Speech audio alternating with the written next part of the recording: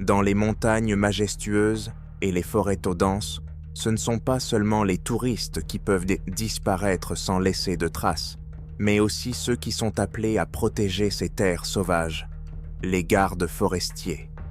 Ces personnes courageuses, qui consacrent leur vie à la protection de la nature, sont parfois victimes de ces forces mystérieuses et imprévisibles.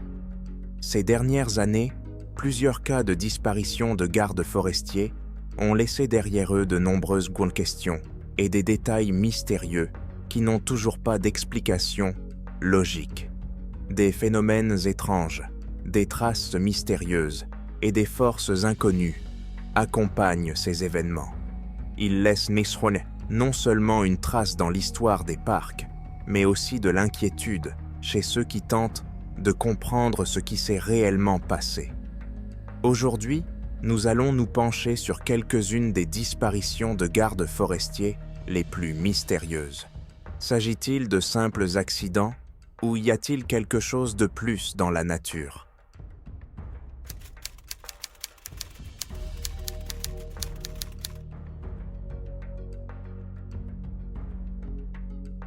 Jim Harrison, un garde forestier expérimenté qui travaillait dans le parc national olympique depuis plus de 20 ans, était un garde forestier.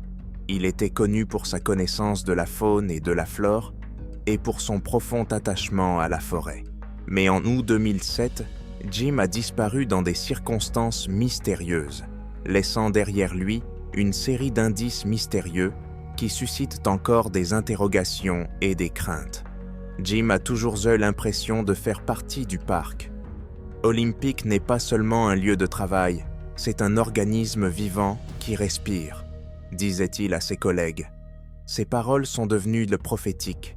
Cet été-là, quelque chose a changé dans l'atmosphère du parc. Les visiteurs signalent des bruits étranges. Ils décrivent un long sifflement aigu provenant des forêts la nuit, ainsi que des phénomènes lumineux apparaissant entre les arbres, comme si les lumières célestes dansaient sous la canopée des pins. Jim, malgré sa rationalité, a commencé à dire à ses collègues que quelque chose n'allait pas, que la nature se comportait bizarrement. Il avait l'impression que quelqu'un ou quelque chose l'observait pendant qu'il patrouillait. Le 25 août 2007, Jim était parti en patrouille dans la partie ouest du parc, près du lac Crystal. Il s'était souvent rendu dans cette zone et la connaissait mieux que quiconque. Lorsque ses collègues ont tenté de le contacter par radio, Jim n'a pas répondu. Le lendemain, comme il n'était pas revenu, les recherches ont commencé. Sa Jeep de patrouille a été retrouvée sur la piste, mais il n'y avait aucune trace de Jim lui-même. Le seul indice était son carnet de notes, posé sur le siège avant, ouvert jusqu'à la dernière ligne. Il s'agissait de quelques lignes floues d'un message écrit à la hâte qui disait « J'entends un sifflement étrange et il m'appelle ». Les équipes de recherche ont passé la forêt au peigne fin pendant plusieurs semaines. Au début, tout ressemblait à un processus de recherche typique.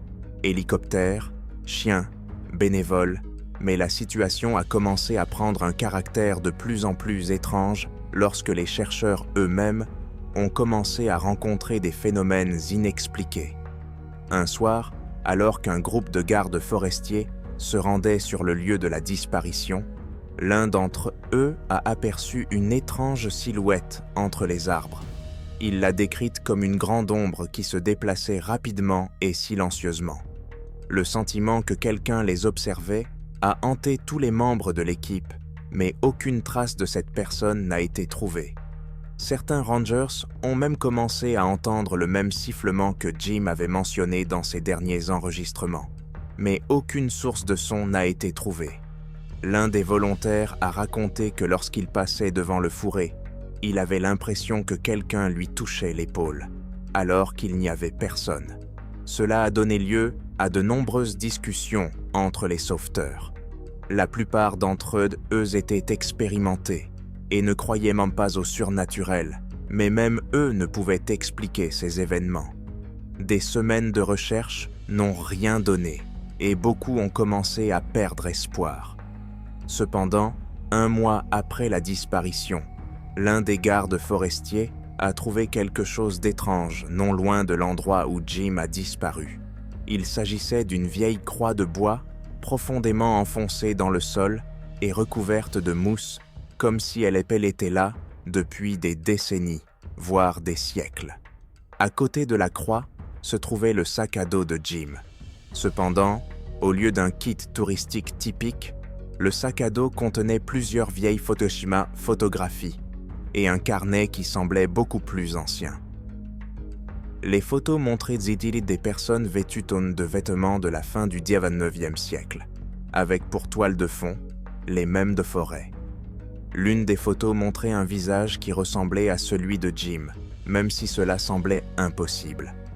Le carnet contenait des inscriptions étranges sur la recherche de la lumière éternelle et sur d'étranges rituels qui avaient été pratiqués dans ces forêts il y a de nombreuses années. Les mots étaient indéchiffrables, mais les expressions « chemin souterrain » et « aux gardiens de la forêt » étaient répétées plusieurs fois.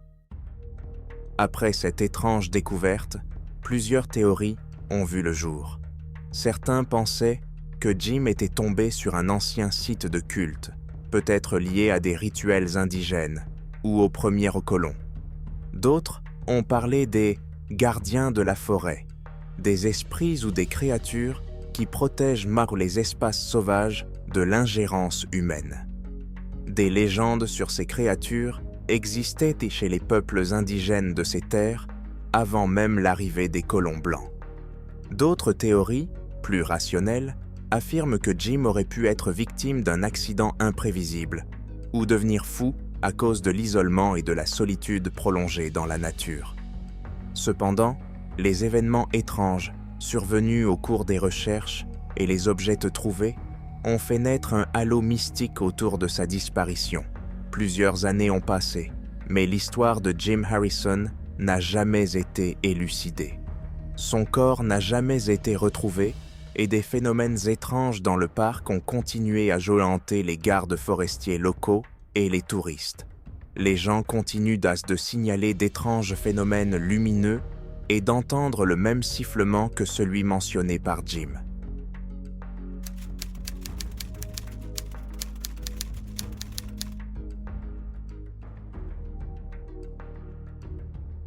Au cœur du désert sauvage du sud-est de l'Arizona, sur les pentes dangereuses des montagnes Chiricahua, se trouve l'un des secrets les plus énigmatiques des parcs nationaux américains.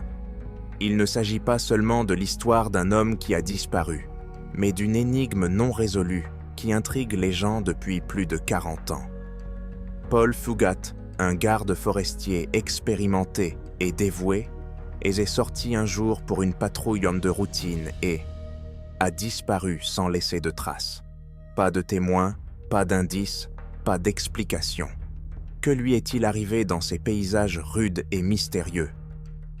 Le 13 janvier 1980, Paul Fugate travaille au centre d'accueil des visiteurs de la réserve nationale de Chiricahua, où il accomplit ses tâches habituelles. Vers 14 heures, il part en patrouille, informant l'employé saisonnier qu'il sera de retour à 16h30. Sa cible était la zone autour de Faraway Ranch, une nouvelle zone du parc qui commençait tout juste à s'intégrer à la réserve. Paul, vêtu de son uniforme de garde forestier et arborant fièrement son badge, n'est jamais revenu de cet itinéraire. Fugate avait laissé sa radio et ses clés au centre d'accueil des visiteurs. Premier détail inattendu pour les équipes de recherche qui ont ensuite tenté de retrouver sa trace. Cela signifie qu'il n'avait pas l'intention de voyager trop loin ou d'affronter des situations risquées. Néanmoins, lorsqu'il a disparu dans la soirée et que les pressentiments d'inquiétude se sont multipliés au coucher du soleil, l'employé saisonnier a contacté la direction du parc. L'une des plus importantes opérations de recherche de la région a été lancée. La garde nationale, des bénévoles, des hélicoptères, des chiens renifleurs et même des sauveteurs expérimentés d'autres agences ont participé à la recherche de Paul. Des centaines de personnes ont passé au peigne fin des canyons et des sommets inaccessibles, traversés par des rochers et des sentiers étroits. Mais tous ces efforts sont restés vains. Aucune trace de Paul Phugat n'a jamais été retrouvée. Le terrain difficile de Chiricahua, avec ses hautes falaises et ses canyons, a rendu les recherches difficiles. Les empreintes de pas trouvées sur les sentiers se sont avérées être celles d'un autre membre de l'opération de recherche, ce qui a encore compliqué la situation. Le seul véritable indice sur ce qui aurait pu arriver à Paul est apparu plus tard, lorsqu'un témoin a affirmé avoir vu Paul dans une camionnette entre deux hommes, mais cette piste n'a pas non plus donné de résultat. La disparition de Paul a donné lieu à de nombreuses théories. Certains ont suggéré qu'il était accidentellement tombé dans des activités illégales telles que la contrebande de drogue ou l'immigration clandestine, ce qui a conduit à son assassinat. Selon d'autres, Phugat aurait laissé sa vie derrière lui pour en commencer une nouvelle, car il était connu pour être un homme qui entrait parfois en conflit avec les règles conservatrices du service des parcs. D'autres difficultés sont apparues parce que les autorités du parc n'étaient pas pressées de déclarer la mort de Paul. Paul a eu plusieurs conflits polypersonnels avec les responsables du parc, ce qui a donné lieu à des rumeurs selon lesquelles il aurait délibérément quitté son emploi ou même commencé une nouvelle vie ailleurs. Ces spéculations ont été alimentées par des informations selon lesquelles il aurait eu plusieurs liaisons pendant son mariage, ce que sa femme, Dodi, savait et supportait. Cependant, après sa disparition, il a laissé derrière lui tous ses biens, y compris de l'argent, une collection d'armes et des réparations inachevées sur son camion, ce qui rend improbable la théorie de la fugue. En 1981, le service des parcs nationaux déclare que Phugat a volontairement quitté son emploi et demande à sa femme, Dodi, de lui restituer les paiements qu'elle reçoit depuis sa disparition. Ce n'est que 6 ans plus tard, en 1986, après une seconde enquête, qu'il est officiellement déclaré mort, permettant à Dodi de recevoir une aide financière. Malgré tous les efforts, la disparition de Paul Phugat reste un mystère. En 2018, l'affaire a été rouverte après l'apparition de nouvelles preuves et la récompense pour des informations sur son sort a été portée à $60 000, mais aucune nouvelle piste significative n'a été trouvée. De nombreux collègues et amis de Paul, y compris sa femme, vivent toujours avec la douleur de ne pas connaître son sort. Cette histoire nous rappelle brutalement à quel point la nature sauvage peut être imprévisible et mystérieuse. Malgré toutes les technologies modernes et les efforts considérables des sauveteurs, il arrive que des personnes disparaissent sans laisser de traces.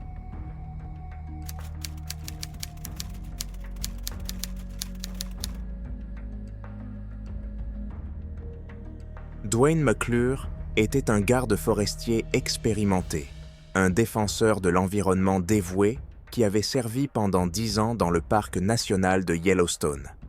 Le 22 mai 1980, il part en canoë pour une patrouille régulière sur le lac Yellowstone.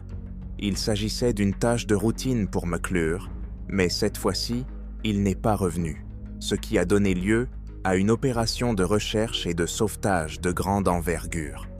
Sa disparition a été une grande tragédie pour toute la communauté du parc et pour sa famille. Ce jour-là, Dwayne patrouillait sur le lac, célèbre pour sa grande superficie et ses eaux parfois agitées. Il était parti seul, comme il en avait l'habitude. Cependant, comme il ne répondait pas aux messages radio et ne revenait pas dans la soirée, ses collègues ont lancé des recherches. Son canoë retourné a été retrouvé le lendemain, mais aucune autre trace de Dwayne n'a été trouvée. Malgré les efforts des équipes de recherche, son corps n'a jamais été retrouvé. Cela a ajouté au mystère de l'incident, qui n'a toujours pas été résolu à ce jour. Les recherches ont été intensives et ont duré plusieurs jours. Les collègues de Dwayne Les gardes forestiers, les bénévoles et les spécialistes du sauvetage aquatique y ont participé. Le lac Yellowstone est réputé pour ses conditions dangereuses. L'eau froide, les sous-courants et les changements météorologiques imprévisibles auraient bien pu être fatals à un plaisancier. Son canoë a été retrouvé renversé et abandonné, sans aucun signe de violence ou d'autres circonstances suspectes. On a donc supposé que la cause de sa disparition était une noyade accidentelle. Cependant, l'absence de son corps a laissé de nombreuses questions sans réponse. Ses collègues et sa famille l'ont décrit comme un homme doté d'un profond sens du devoir et soucieux de l'environnement. Sa mort a profondément affecté tous ceux qui le connaissaient, et son nom reste dans la mémoire du personnel du service des parcs nationaux comme un symbole de dévouement à son travail, même face aux dangers de la nature sauvage. Sa mort a été officiellement déclarée le 9 juin 1981 après une longue enquête et une année de recherches infructueuses pour retrouver son corps. Ses parents et ses 2 frères ont survécu à McClure et son souvenir est toujours présent parmi les gardes forestiers et ceux qui continuent à protéger les parcs nationaux.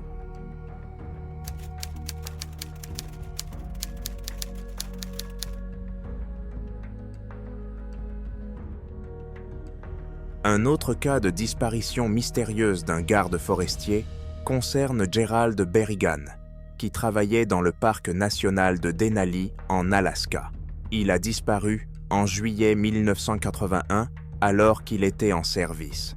Cet incident a déclenché une opération de recherche et de sauvetage à grande échelle qui a couvert de vastes zones du terrain montagneux isolé du parc. Berrigan est parti en patrouille dans l'une des zones les plus reculées du parc, mais après plusieurs jours d'absence et sans contact radio, ses collègues ont commencé à s'inquiéter. Son dernier itinéraire connu lui faisait traverser des zones dangereuses et inaccessibles, connues pour leurs conditions difficiles. Lorsqu'il ne s'est pas présenté à l'heure prévue, des recherches ont été lancées, à l'aide d'hélicoptères, de chiens de recherche et d'équipes au sol. Les recherches n'ont permis de retrouver que son matériel abandonné et les traces de son séjour sur l'un des cols. Aucune preuve, ni même aucun indice de ce qui lui est arrivé, n'a jamais été trouvé. Il existe plusieurs versions de ce qui aurait pu se passer, d'un accident en montagne à une possible attaque d'animaux sauvages. Malgré tous les efforts, Jerry Berrigan a disparu, laissant derrière lui l'un des plus grands mystères des parcs nationaux de l'Alaska.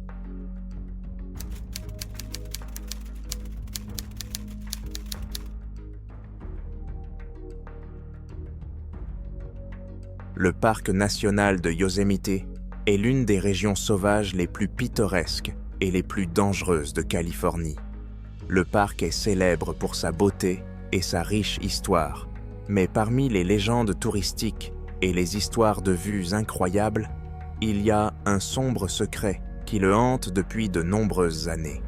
C'est l'histoire du garde forestier Emily Woods, qui, un jour, a tout simplement disparu dans les profondeurs du parc, ne laissant derrière elle que quelques indices mystiques.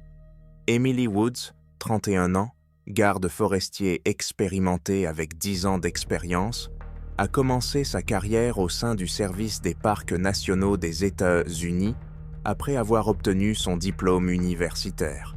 Elle avait toujours rêvé de travailler à Yosemite, où les immenses chutes d'eau et les pics rocheux symbolisaient son amour profond de la nature. Elle n'était pas seulement garde forestière, mais aussi promotrice de la conservation de la faune et de la flore auprès des visiteurs, en particulier des enfants, qu'elle emmenait souvent en excursion dans le parc. L'été 2010 a été chaud et calme. Des touristes du monde entier affluent dans le parc pour profiter de sa beauté naturelle, et Emily ne fait pas exception à la règle en se préparant à la saison chargée. Cependant, quelque chose d'étrange s'est produit au cours de ces mois. Les gardes forestiers et les touristes ont signalé à plusieurs reprises des bruits étranges provenant des forêts profondes, ainsi que des ombres vacillantes à l'horizon qui n'étaient-ils pas typiques de la région.